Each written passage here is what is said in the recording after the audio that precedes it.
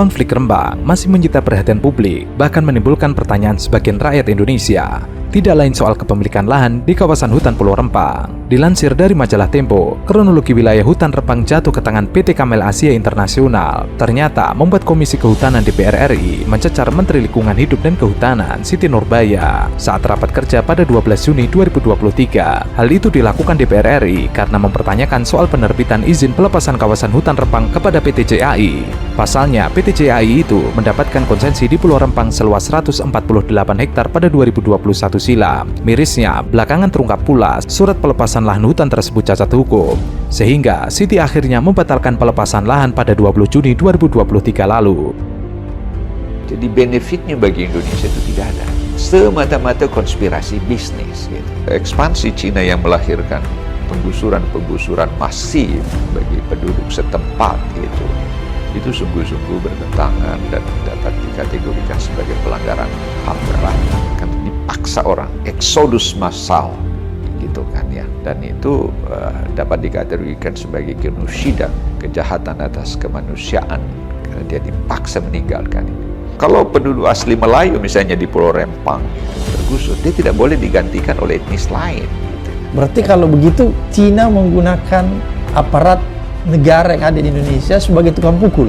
Sontak, hal ini pun disikapi oleh Menko Polhukam Mahfud MD, di mana ia mengatakan pembatalan surat keputusan pelepasan kawasan hutan juga dilakukan terhadap 5 perusahaan di pulau tersebut. Pembatalan itu terjadi, Mahfud MD katakan, karena pelepasan lahan mengabaikan kerjasama PB Batam dengan PT Makmur Elok. Ternyata lahan itu sudah ditempati masyarakat. Tidak hanya itu, Mahfud MD mengakui saat ini ia meminta anak buahnya untuk menyelesaikan legalitas penguasaan lahan Pulau Rempang. Bahkan ia menyebut hal ini bukan saja soal urusan legalitas lahan, melainkan proses pengosongannya. Oleh karena itu, Mahfud MD meminta PT Makmur Elok untuk berdialog dengan masyarakat. Hal itu tidak lain membicarakan soal kompensasi uang kerahiman, bukan ganti rugi. Namun ia meminta juga agar tidak terjadinya kekerasan. Sebelumnya, Komisi Nasional Hak Asasi Manusia melakukan investigasi 1 hari penuh ke Pulau Rempang, Kota Batam. Hal tersebut menindaklanjuti konflik agraria yang berakhir ricuh beberapa waktu lalu di pulau tersebut.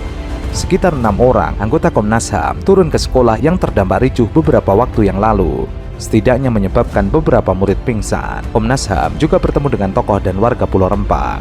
Meskipun bukan pasukan, kami tidak adanya dia mengganggu kenyamanan, mengganggu pekerjaan kita, sehingga membuat kami resah, Pak. Ibu-ibu pada ketakutan, bapak-bapak pada ketakutan, anak-anak pada ketakutan, kita semua merasa terganggu. Harapan kita, Bapak dapat menyampaikan, dan saya pun berharap kepada seluruh masyarakat 16 kampung dapat hidup tenang dan damai seperti biasa, Pak. Yang penting kami tidak akan direlokasi, kami siap di tempat tinggal kami. Apapun terjadi, kami siap. Hanya itu, Pak. Relokasi! Yang kedua, tarik semua. Yang ketiga, tolak pendaftaran. Itu permintaan kami, Pak. Ya, sudah. Tahanan kami. Tolong, Pak. Mohon maaf, satu dulu. Ada berapa orang warga yang ditahan sampai hari ini? Yang untuk kemarin yang di tanggal 7, yang 8 sampai saat ini masih belum ada kabar. kejadian sudah berlangsung 10 hari yang lalu. Komnas HAM saat berkunjung ke sekolah masih menemukan adanya selongsong peluru gas air mata. Temuan itu di Sekolah Dasar Negeri 024 Galang. Selongsong itu ditemukan di atap dan di dekat pekarangan sekolah. Terlihat beberapa anggota Komnas HAM langsung mengamankan selongsong peluru gas air mata tersebut. Tidak hanya menemukan selongsong peluru, Komnas HAM juga berinteraksi dengan kepala sekolah, guru, dan warga setempat. Laporan sementara Komnas HAM memang menemukan banyak siswa yang terkena gas air mata saat ricuh terjadi di kawasan tersebut.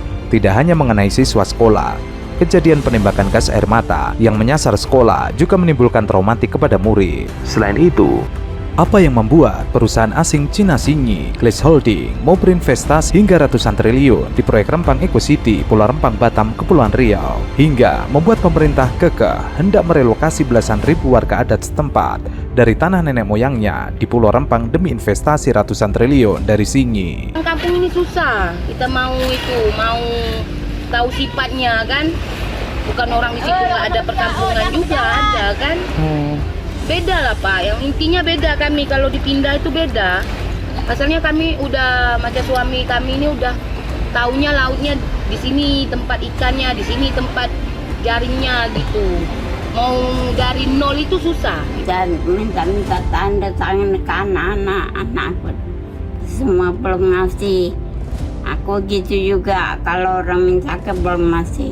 Kalau belum habis, semua orang udah bangga saya kasih.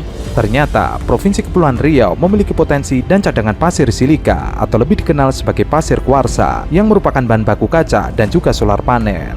Tidak heran jika pemerintah bekerja sama dengan Sinyi Glass Holding untuk membangun pabrik kaca dan solar panel di Pulau Rempang. Ketua Umum Himpunan Penambang Kuarsa Indonesia, Adi Indra Pawenari, ia menyatakan pihaknya menyambut baik dengan adanya investasi dari perusahaan Cina untuk membangun pabrik kaca di Pulau Rempang, Kota Batam, Provinsi Riau. Apalagi Provinsi Riau merupakan salah satu produsen pasir kuarsa di Indonesia.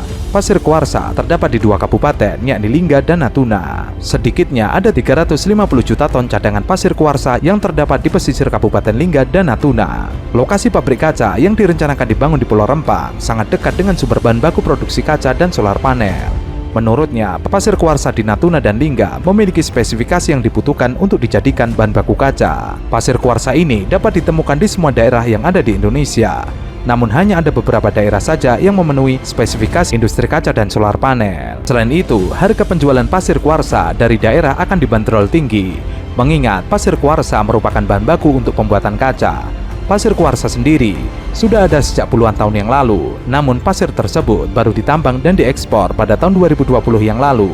Hingga saat ini, setidaknya ada 2 juta ton pasir kuarsa di Kepri yang diekspor ke Cina. Namun, berbeda dengan masyarakat Pulau Rempang. Pada akhir Agustus lalu, pemerintah menetapkan proyek pembangunan Rempang Eco City sebagai proyek strategis nasional. Kawasan ini akan dibangun berbagai macam industri, pariwisata, hingga perumahan di bawah pengembang PT Makmur Elok Graha yang merupakan anak perusahaan PT Arta Graha milik pengusaha Tommy Winata. Warga menolak relokasi yang akan dilakukan pasca pengosongan kawasan itu. Warga adat sempat menyebut mereka telah ada di sana sejak tahun 1934.